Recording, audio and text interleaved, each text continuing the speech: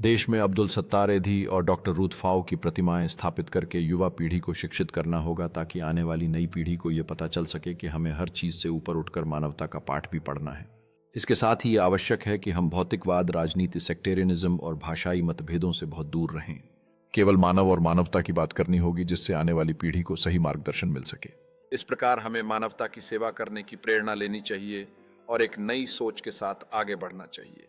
हमारी जिम्मेदारी है कि हम इस संदेश को फैलाएं और नई पीढ़ी को एक बेहतर भविष्य के लिए प्रेरित करें। हम सभी को मिलकर आगे बढ़ना होगा ताकि हम मानवता के मूल सिद्धांतों को सशक्त बना सकें। ये एक ऐसी यात्रा है जो हमें आपस में जोड़ती है और मानवता की सेवा के प्रति हमारी प्रतिबद्धता को सशक्त बनाती है। हमें यह सुनिश्चित करना चाहिए कि अगली पीढ़ी इन सिखावनियों को अपनाकर एक सहानुभूतिपूर्ण समाज का निर्माण करे।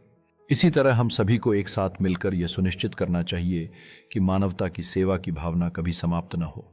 हर व्यक्ति की जिम्मेदारी है कि वह इन मूल्यों को अपने जीवन में अपनाए और दूसरों को भी प्रेरित करे।